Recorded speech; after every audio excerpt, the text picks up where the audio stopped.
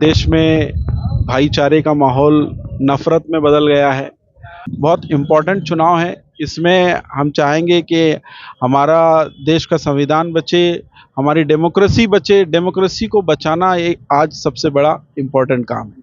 हिंदुस्तान और मुसलमान आज खतरे में हमारा संविधान है और खतरे में आज हिंदुस्तान है।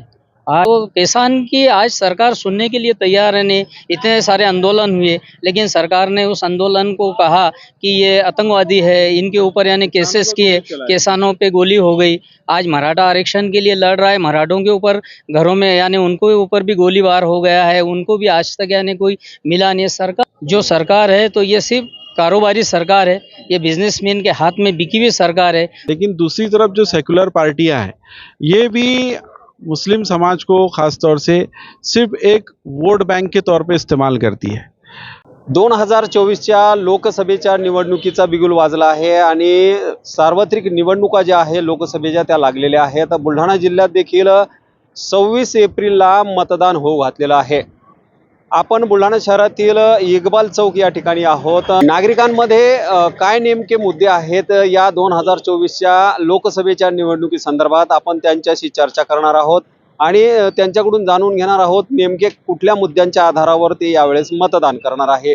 मागील सरकारने काय केलं आणि नवी येणारी सरकार कशी असणार आहे त्याबद्दल नागरिकांची मतं जाणून घेणार आहोत। अशी आपण चर्चा करूयात, त्यांच्याकडून जाणून घेऊयात त्यांच्या मनातला खासदार कसा असणार आहे आणि त्यांच्या मनातला जो खासदार आहे त्याबद्दल त्यांचे मत काय आहे ते जाणून घेऊया। चला तर मग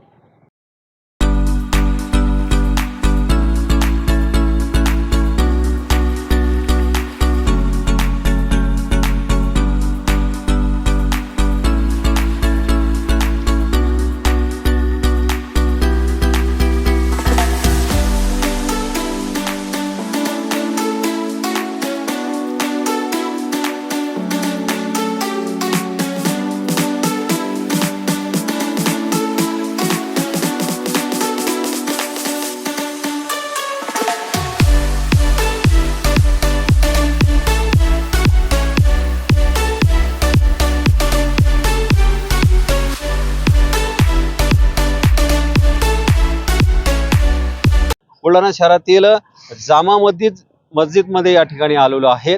त्या ठिकाणी आपण नागरिकांशी चर्चा करणार आहे, काय त्यांचे नेमके मुद्दे असणार आहे, कोणत्या मुद्द्याच्या आधारावर ते मतदान करणार आहेत। सर आपल्या सोबत आहेत। सर काय सांगाल, जे काय मुद्दे पाहून आपण यावेळेस मतदान करणार आहात आणि नागरिकांना काय आवाहन करणार आहात? एक दो जख्म नहीं जिस्म है सारा छन्नी, दर्द बेचारा परेशान है कहाँ से निकले। मुद्दों की तो बहुत बड़ी फहरिस्त है, समस्याएं बहुत है, लेकिन ये जो इलेक्शन है लोकसभा का, ये देश के अंदर एक परिवर्तन का इलेक्शन है और परिवर्तन इस बार होगा क्योंकि जनता परेशान है। बेरोजगारी बहुत बढ़ चुकी है, महंगाई बहुत बढ़ चुकी है, देश में भाईचारे का माहौल नफ़रत में बदल गया है और हम देख रहे हैं कि नोटबंदी, जीएसटी हो या जितनी सारी इन 10 सालों में चीज़ें हुई है उससे जनता बहुत परेशान है, किसान परेशान है। और देखिए हम ये चाहते हैं, जनता पहले इसको नहीं समझती थी लेकिन अब इसको समझ रही है कि देश में ईवीएम से जो चुनाव हो रहे हैं ये निष्पक्ष चुनाव नहीं हो रहे हैं। अब लोगों का इस पर विश्वास नहीं है, इसलिए हम जनता से भी अपील करते हैं कि लोकशाही के अंदर हमारा मत बहुत इम्पोर्टेंट होता है।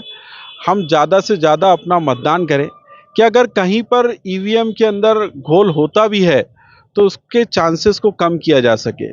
अगर 100 किसी कंस्टिट्यूंसी में 100% वोटिंग होगा तो फिर जो ईवीएम में घोटाले के जो चांसेस है ये भी कम हो जाते हैं। तो ईवीएम एक मुद्दा तो है ही है, इसलिए ज़रा इलेक्शन में थोड़ा सा ये लगता है कि भाई हमारा वोट का राइट कहीं ख़त्म ना हो रहा है, हाईजैक ना हो रहा है। लेकिन फिर भी हमको सुप्रीम कोर्ट पे भरोसा है, हमारे देश के संविधान पे भरोसा है और इस देश के संविधान को भी ख़त्म करने की भाषा आज खुलेआम हो रही है। इसलिए ये चुनाव बहुत अहम है, बहुत इम्पोर्टेंट चुनाव है। इसमें हम चाहेंगे कि हमारा देश का संविधान बचे, हमारी डेमोक्रेसी बचे, डेमोक्रेसी को बचाना एक आज सबसे बड़ा इम्पोर्टेंट काम है।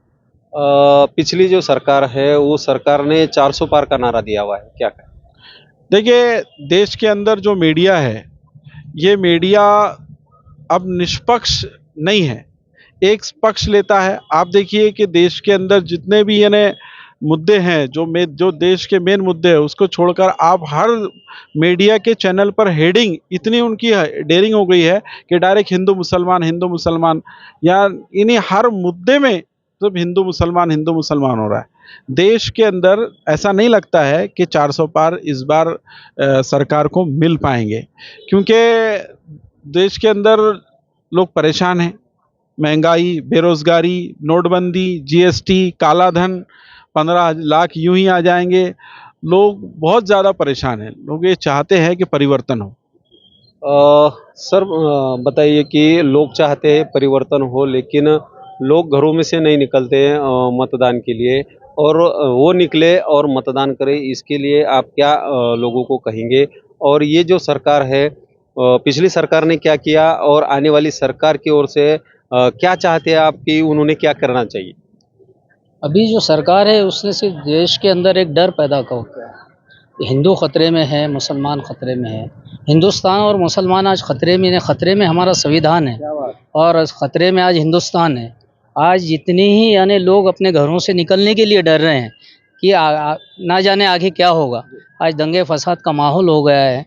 आज बीजेपी सरकार ने एक राष्ट्र को एक ऐसा यानी राष्ट्र बना के रख दी कि अगर बच्चा भी अगर उठता है तो बोलता है कि पापा हिंदू और मुसलमान का यहाँ पर ऐसा हो गया वैसा। तो यह समाचार मीडिया बिक चुकी है। जो नेता जो काम कर रहे हैं ईमानदारी से, उनको जेलों में भरा जा रहा है, ईडी के केसेस डाले जा रहे हैं, और बची आम पब्लिक हमारे जैसी तो वो आज डर के माहौल में जी रही है कि ना जाने आगे क्या होगा।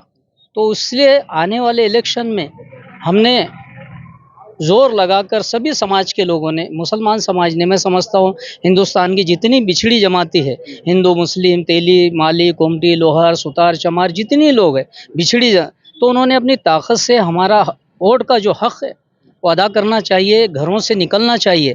और इस जुमलेबाज सरकार को हमारे को अब के बार 400 पार तो नहीं, लेकिन इस सरकार के पार उसको लेकर जाना हमारा अब ये कर्तव्य है, और हमारे संविधान को बचाना अब हमारा सबसे बड़ा कर्तव्य है। मतदान करके अपना संविधान को बचाना चाहिए, ऐसी बात रखी है। सर, बताइए कि पिछले 10 सालों में जो वादे किए थे वो वादे पूरे हुए क्या? क्या वादे किए थे, क्या कहे? नहीं, कुछ वादे पूरे करे नहीं उन लोगों ने। बस क्या वादे किए थे? 2 करोड़ दो करोड़ रोजगार देंगे, नौकरियां देंगे, कुछ दिए नहीं, नौकरियां पानी, काला धन लाएंगे वापस, कुछ लाए नहीं। बस एक्चुअल कैसा है कि आज 20 करोड़ बेरोजगार जो वेल क्वालिफाइड आज यानी बेरोजगार हो चुके हैं। आज किसान इतना परेशान है कि आए दिन यानी किसानों की हत्या हो रही है। आज लोग आत्महत्या कर रहे हैं। किसान हर जगह हर स्टेट में यानी अपनी यानी आत्महत्या कर रहा है। तो किसान की आज सरकार सुनने के लिए तैयार है नहीं। इतने सारे आंदोलन हुए, लेकिन सरकार ने उस आंदोलन को कहा कि ये आतंकवादी है, इनके ऊपर यानी केसेस किए, किसानों पे गोली हो गई। आज मराठा आरक्षण के लिए लड़ रहा है, मराठों के ऊपर घरों में यानी उनको ऊपर भी गोलीबार हो गया है, उनको भी आज तक यानी कोई मिला नहीं। सरकार ये सिर्फ सरकार ये जो सरकार है तो ये सिर्फ कारोबारी सरकार है, ये बिजनेसमैन के हाथ में बिकी हुई सरकार है। मोदी भी, मैं समझता हूँ कि मोदी जी आज एक सिर्फ रिमोट कंट्रोल पे चलने वाला एक स्टैचू है। जो बताया गया है उतनी स्पीच देना है, और आगे यानी जो संघ जो बोलेगा उसके पीछे यानी उनको चलना है। बस इसका 70-80 लोगों की प्रॉपर्टी कुछ अडानी और अंबानी जैसे कॉरपोरेटर जगत के पास है। यानी जो असमानता बढ़ते जा रही है, गरीब गरीब हो रहा है, अमीर अमीर हो रहा है। रहा SC ST OBC और माइनॉरिटी का, तो ये सुरक्षित नहीं है। किसी तरह से रिजर्वेशन को ख़त्म किया जा रहा है प्राइवेटाइजेशन के ज़रिए। और देखिए, ये तो है बीजेपी सरकार की बात, लेकिन दूसरी तरफ जो सेकुलर पार्टियां हैं, ये भी मुस्लिम समाज को ख़ास तौर से सिर्फ एक वोट बैंक के तौर पे इस्तेमाल करती है, जैसा कि ये नहीं होना चाहिए। आज देखिए 14.5% मुस्लिम पॉपुलेशन है 2011 के सेंसस के हिसाब से, लेकिन पिछली लोकसभा में 28-29 मुसलमान मेंबर ऑफ पार्लियामेंट थे। तो हमारा जब तक पॉलिटिकल रिप्रेजेंटेशन नहीं होगा तो फिर डेमोक्रेसी मजबूत कैसे होगी? डेमोक्रेसी के अंदर हमको हमारा जो जायज़ हक है वो मिलना चाहिए। जब हम उसकी बात करते हैं तो हमको डरा के कि भाई तुम चुन के नहीं आ सकते। सेक्युलर पार्टियों ने मुसलमानों को सिर्फ ये बता दिया कि तुम नगर सेवक बन सकते, तुम आमदार खासदार की नहीं सोचना, तुम बन भी नहीं सकते और तुमको वोट भी नहीं देता। ये कब तक चलेगा? हम आज ये चाहते हैं कि माथेदारी छोड़ो और साझेदारी की बात करो। हम आपको वोट देते हैं, बदले में आप हमको क्या देंगे? माथेदारी छोड़ो और साझेदारी की बात करो, इस तरह का बयान जो है सर ने यहाँ पर रखा है। और भी बहुत से लोग हैं, उनसे हम जानेंगे क्या उनकी राय है 2024 के इस चुनाव के लिए।